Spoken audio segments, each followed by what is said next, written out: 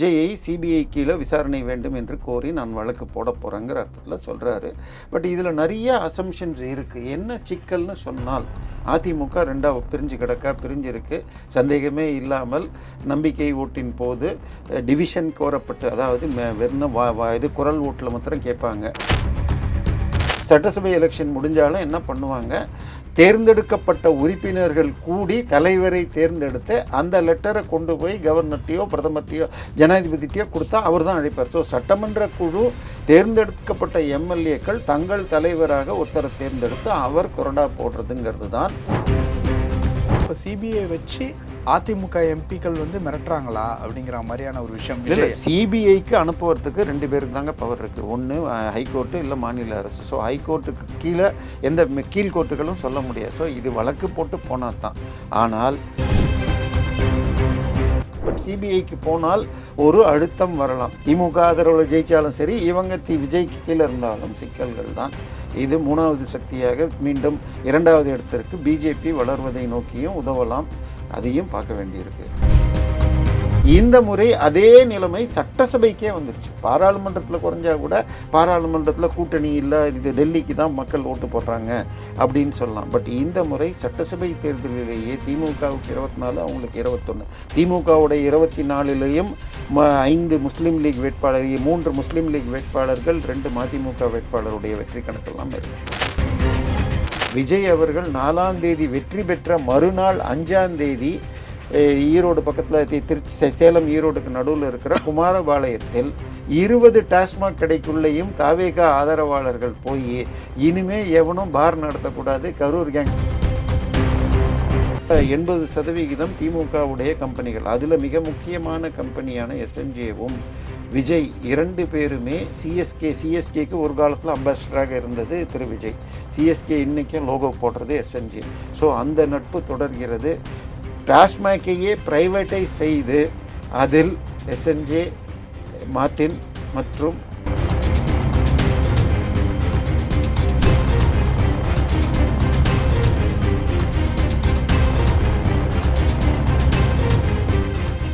Real one நேயர்களுக்கு வணக்கம். இன்று நம்மளுடைய நேர்காணலுக்கு அரசியல் விமர்சகரான திரு தேவப்பிரியா அவர்கள் இணைஞ்சிருக்காங்க. சார் வணக்கம். வணக்கம். அடுத்தடுத்த தேர்தலுக்கு ரெடி ஆகிட்டு இருக்கக்கூடிய இந்த ஒரு சுச்சுவேஷனில் சிபிஐ வழக்கு மூலியமாக முடக்கலாம் அப்படிங்கிற மாதிரியான ஒரு விஷயத்தை ஏடிஎம்கே எம்பி இன்பதுரை அவர்கள் சொல்லியிருக்காங்க. இது ஏடிஎம்கே தாவேகாவுக்கு சப்போர்ட் பண்ணுதுங்கிற கோவத்தில் சொன்ன ஒரு வார்த்தையா, இல்லை உண்மையில் அந்த மாதிரியான ஏதாவது விஷயம் நடக்குதா?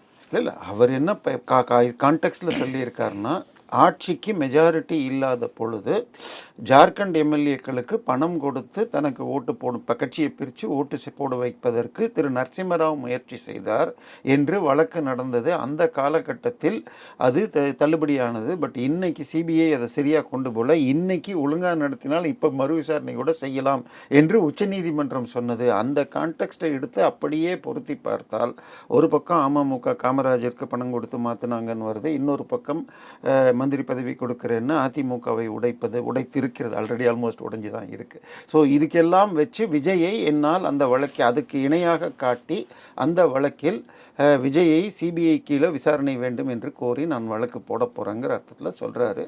பட் இதில் நிறைய அசம்ஷன்ஸ் இருக்குது. என்ன சிக்கல்னு சொன்னால், அதிமுக ரெண்டாக பிரிஞ்சிருக்கு. சந்தேகமே இல்லாமல் நம்பிக்கை ஓட்டின் போது டிவிஷன் கோரப்பட்டு, அதாவது வெறும் இது குரல் ஓட்டில் மாத்திரம் கேட்பாங்க, இந்த ஆட்சியின் மீது நம்பிக்கை இருக்கிறதா, எஸ் அப்படின்னு எழுந்திரிச்சேன்னாங்களே, அதான் எழுந்திரிச்சு யான்னு சொல்லுவாங்க. அதுக்கப்புறமா அது ஆமாம் என்பவர்கள் அதிகமாக இருக்கிறதுன்னு சபாநாயகர் சொன்னால், இல்லை தனித்தனியாக பிரிந்து மிஷினில் ஓட்டு போடணும்னு கேட்பாங்க. டிவிஷன்னு பேர் கேட்டு அதில் 25 அதிமுகவினர் ஓட்டு போட்டாங்கன்னு இப்போ சி.வி. சண்முகம் இவங்க தரப்பு, வேலுமணி தரப்பு 25, இவங்க 22ன்னு வந்துடுச்சு.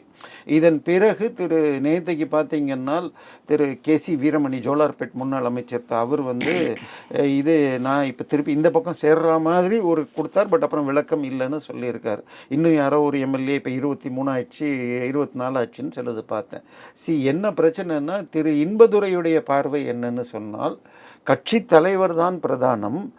இது இது சட்டமன்ற குழு தலைவரும் கொறடா தேர்ந்தெடுப்புக்கும் கட்சி தலைவருக்கு பொதுச் செயலாளருக்குத்தான் அதிகாரம் அப்படிங்கிறார். ஆனால் நீங்கள் எப்பயுமே பார்லிமெண்ட்டுக்கு எலெக்ஷன் முடிஞ்சாலும் சரி, சட்டசபை எலெக்ஷன் முடிஞ்சாலும் என்ன பண்ணுவாங்க, தேர்ந்தெடுக்கப்பட்ட உறுப்பினர்கள் கூடி தலைவரை தேர்ந்தெடுத்து அந்த லெட்டரை கொண்டு போய் கவர்னர்ட்டையோ பிரதமர்ட்டையோ ஜனாதிபதிட்டையோ கொடுத்தா அவர் தான் அழைப்பார். ஸோ சட்டமன்ற குழு தேர்ந்தெடுக்கப்பட்ட எம்எல்ஏக்கள் தங்கள் தலைவராக ஒருத்தரை தேர்ந்தெடுத்து அவர் கொறடா போடுறதுங்கிறது தான் பெருமளவில் இது.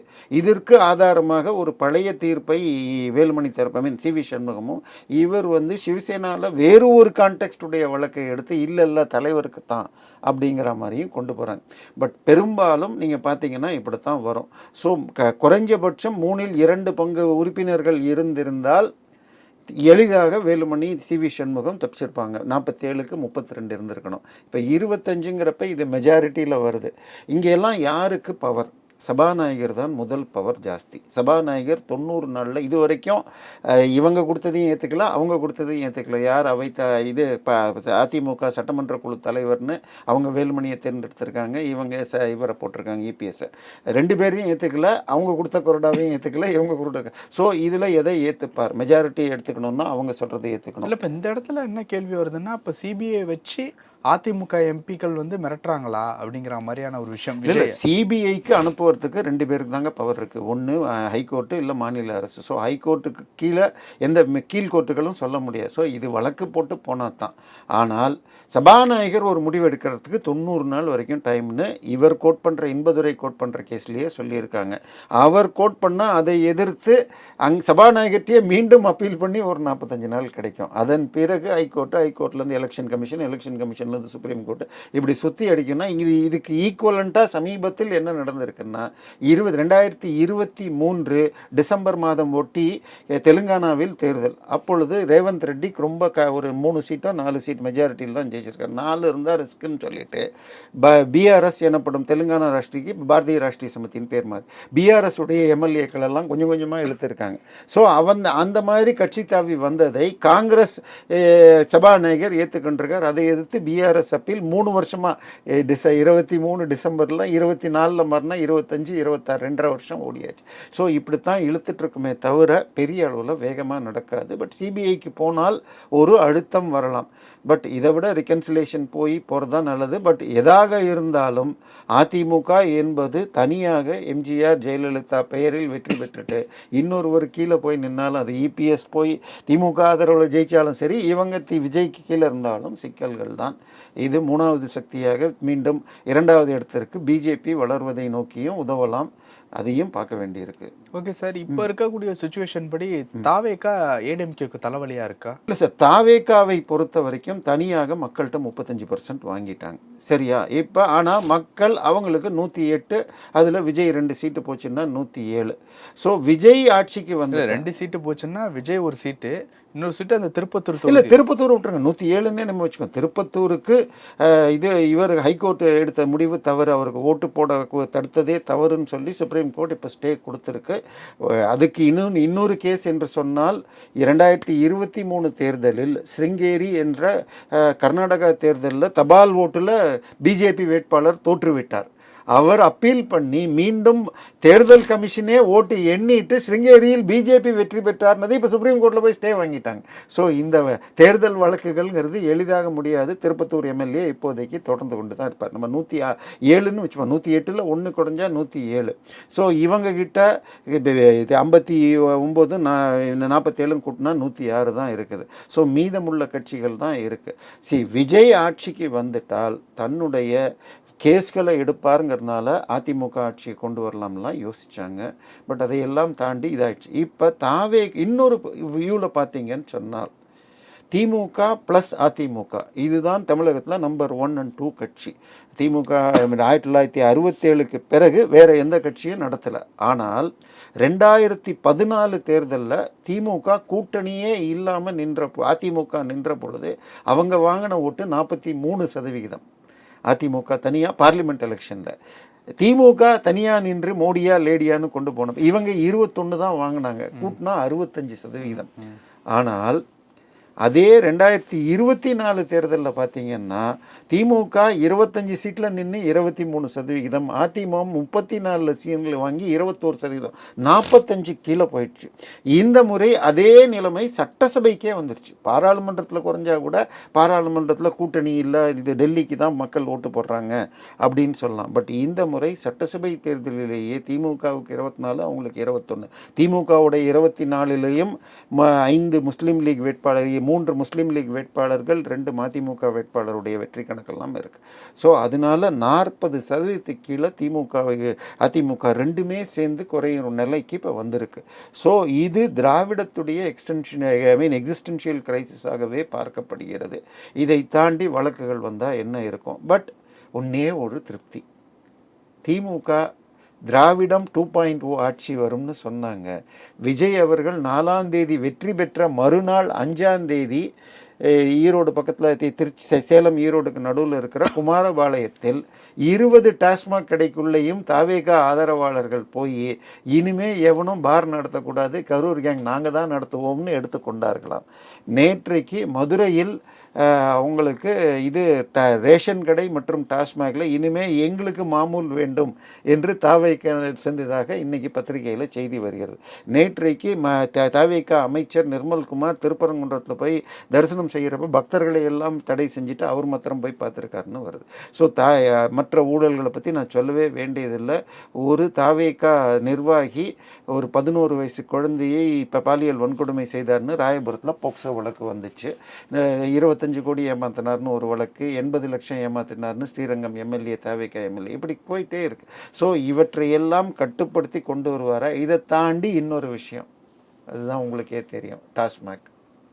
சரி, டாஸ்மாகை பொறுத்த வரைக்கும் 10 ரூபா பாட்டு இவரே பாட்டினார், பாட்டிலுக்கு 10 ரூபான்ட்டு. இப்போ பாட்டிலுக்கு 10 ரூபா, 20 ரூபா, 30 ரூபா வரைக்கும் வாங்கினாங்க. 10 ரூபாங்கிறது சாதா பாட்டிலுக்கு.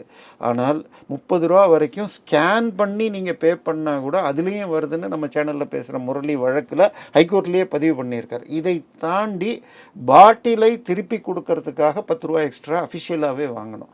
இப்போ இன்னும் ஆனால் பாட்டிலை திருப்பி வாங்குகிற ஸ்கீமே வரல, வாங்குறாங்களான்னு தெரியல. ஸோ இது எல்லாத்தையும் சேர்த்துட்ருக்கிறப்ப இவர் பதவி ஏற்புக்கு கடைசி முறையாக திரு விஜய் அவர்கள் கவர்னரை பார்க்க சென்ற பொழுது 2 தொழிலதிபர்கள் கூட போனார்கள். ஒருவர் KVN, இவர் ஜனநாயகன் பட ப்ரொடியூசர், ஆளுநரை பதவி தனக்கு மெஜாரிட்டி இருக்கு பதவி கேட்டப்போ 9ஆம் தேதி மாலை சந்தித்த பொழுது அவர் கூட 2 அவருடைய கட்சியைச் சேர்ந்த ஆதவ அர்ஜுனா, செங்கோட்டையன், நிர்மல்குமார், புசி ஆனந்தோடு இருந்தது ஜனநாயகன் ப்ரொடியூசரும் திரு விஷ்ணு ரெட்டிங்கிறவர். விஷ்ணு ரெட்டி அவருடைய பணியூர்லேயே, அவர் இருக்கிற தெருவிலேயே அடுத்த 2வது வீட்டில் இருப்பவர்.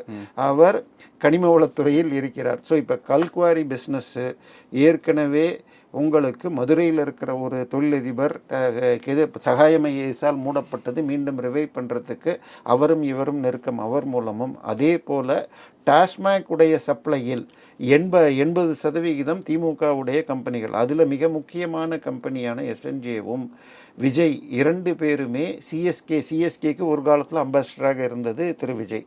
சிஎஸ்கே இன்றைக்கும் லோகோ போடுறது SNJ. ஸோ அந்த நட்பு தொடர்கிறது. டாஸ்மாக்கையே பிரைவேட்டைஸ் செய்து அதில் SNJ, மார்டின் மற்றும் இந்த தொழிலதிபர்கள் ஆகி ஒரு பெரிய திட்டம் இருப்பதாகவும் செய்திகள் ஓடுகிறது. ஓகே சார், பல விஷயங்கள் பேசியிருக்கோம், நன்றி.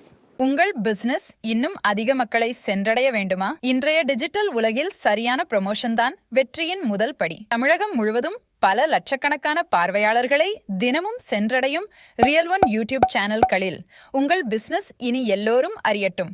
குறைந்த செலவில் அதிக ரீச்.